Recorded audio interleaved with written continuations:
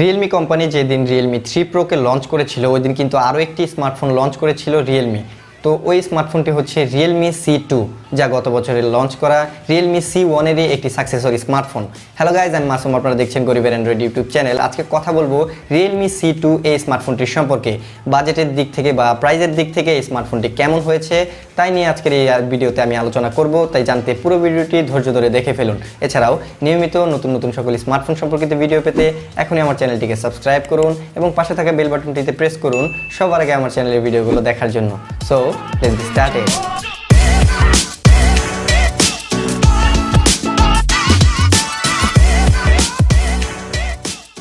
Realme C2 এই স্মার্টফোনটি হচ্ছে একদম কম বাজেটের মধ্যে এন্ট্রি লেভেলের স্মার্টফোন ইউজার পিপলদের জন্য। তো এখানে যারা খুবই কম বাজেটের মধ্যে একটি স্মার্টফোন খুঁজছেন যে সারাদিন ইন্টারনেট ব্রাউজিং এবং পাশাপাশি টুকিটাকি ছোটোখাটো কিছু গেমিং করবেন, তাদের জন্যই এই হচ্ছে Realme C2 এই স্মার্টফোনটি। তবে যারা হার্ডকোর গেমিংয়ের জন্য চিন্তা করছেন বা যারা এই স্মার্টফোনটি দিয়ে একদম তুচ্ছাভাবে ইউজ করার চিন্তা ভাবনা করছেন, তাদেরকে বলবো আপনারা এই ভিডিওটিকে স্কিপ করুন বা এই ভিডিওটি দেখার পর আপনারা এই সিদ্ধান্ত নিয়ে নেবেন যে Realme C2 এই স্মার্টফোনটি আপনার জন্য নয়।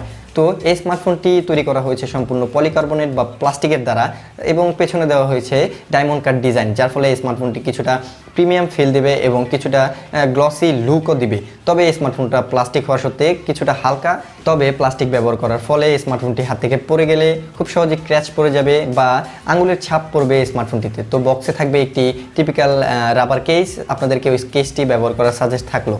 Realme C2 এই স্মার্টফোনটির ফ্রন্টে ব্যবহার করা হয়েছে 6.1 ইঞ্চি একটি HD+ রেজুলেশনের ওয়াটার ড্রপ নচযুক্ত ডিসপ্লে। তবে এখানে বাজেট অনুযায়ী এটি HD+ ডিসপ্লে মানাই যায়। এখানে ফুল HD+ ডিসপ্লে ব্যবহার করেনি Realme কোম্পানি। তবে এখানে কিন্তু একটা ভালো দিকে হচ্ছে এই ডিসপ্লেটিতে প্রোটেকশন হিসেবে ব্যবহার করা হয়েছে Corning Gorilla Glass 3।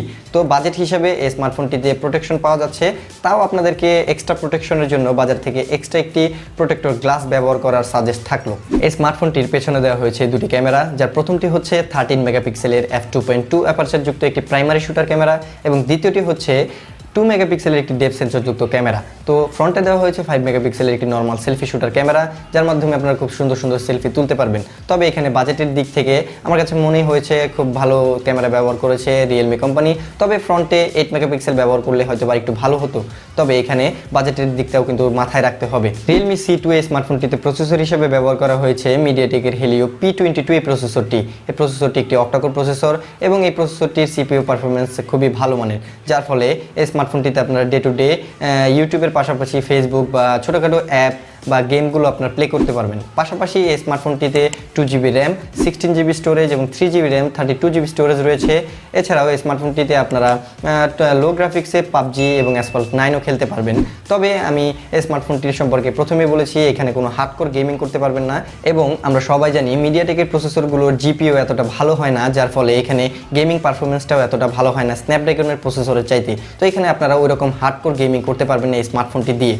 এছাড়াও out of the box Android 9 Pie সমৃদ্ধ কালারওয়ে 6 পেয়ে যাবেন এই স্মার্টফোনটিতে। এছাড়াও এই স্মার্টফোনটিতে পেয়ে যাবেন 4000 mAh এর একটি বড় ব্যাটারি। তবে এখানে কোনো ফাস্ট চার্জিং সাপোর্ট থাকছে না। বক্সে থাকবে একটি 10 ওয়াটের নর্মাল চার্জার, যাকে চার্জ করতে হবে মাইক্রো USB পোর্টের মাধ্যমে। এছাড়াও এই স্মার্টফোনটিতে সব ধরনের সেন্সরের পাশাপাশি ফ্রন্টে পেয়ে যাবেন একটি ফেস আনলকের মতো সুবিধা।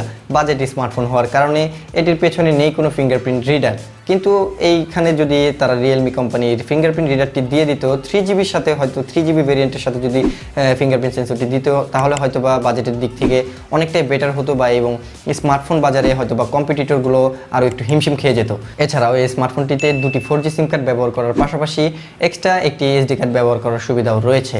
তবে এখানে কোনো নোটিফিকেশন লাইট নেই। তো বর্তমানে এই স্মার্টফোনটি ইন্ডিয়ার বাজারে 2GB ভেরিয়েন্টটি পাওয়া যাচ্ছে 6000 ইন্ডিয়ান রুপিতে এবং 3GB ভেরিয়েন্টটি পাওয়া যাচ্ছে 8000 ইন্ডিয়ান রুপিতে। এখনও বাংলাদেশে এই স্মার্টফোনটি আসেনি, খুব শীঘ্রই বাংলাদেশে চলে আসবে এই স্মার্টফোনটি। বাংলাদেশে আসলে 2GB ভেরিয়েন্টটি যদি 7.5 থেকে বা 8000 টাকার মধ্যে পাওয়া যায়, তাহলে আমি বলবো one of the best smartphone হবে এই স্মার্টফোনটি। অপরদিকে যদি 3GB ভেরিয়েন্টটি 10,000 টাকার মধ্যে পাওয়া যায় তাহলেও খুব খারাপ হয় না। তো দেখা যাক বাংলাদেশে আসার পর এই স্মার্টফোনটির প্রাইস কত হয়ে দাঁড়ায়। তো ভিউয়ার্স, এই ছিল Realme C2 এই স্মার্টফোনটির সম্পর্কে কিছু টুকিটাকি ডিটেলস যা আমি আপনাদেরকে জানানোর চেষ্টা করেছি, বলতে পারেন ছোটোখাটো একটি রিভিউ ছিল। তো যারা এন্ট্রি লেভেলের ইউজার রয়েছেন, যারা ভাবছেন 8 থেকে 9,000 টাকার মধ্যে এমনই একটি স্মার্টফোন খুঁজছিলেন, তাদের জন্য হয়তো বা এই স্মার্টফোনটি চয়েজেবল হবে। বাকি চয়েস হচ্ছে আপনার। আশা করছি আপনার কাছে এই ভিডিওটি ভালো লেগেছে। ভালো লাগলে একটি লাইক দিতে ভুলবেন না এবং ভিডিওর লিঙ্কটি আপনার ফেসবুক অ্যাকাউন্টে শেয়ার করতেও ভুলবেন না। এছাড়াও নিয়মিত আপডেটগুলো পেতে আমাদের ফেসবুক পেজ এবং গ্রুপ রয়েছে, তার লিঙ্ক আমি ডিসক্রিপশন বক্সে দিয়ে রেখেছি, চাইলে ঘুরে আসতে পারেন। আর নিয়মিত নতুন নতুন সকল স্মার্টফোন সম্পর্কিত ভিডিও পেতে এখনই আমার চ্যানেলটিকে সাবস্ক্রাইব করুন এবং পাশে থাকা বেল বাটনটিতে প্রেস করুন সবার আগে আমার চ্যানেলের ভিডিওগুলো দেখার জন্য। সো আজকের মতো এই পর্যন্তই। Goodbye, see you in the next one.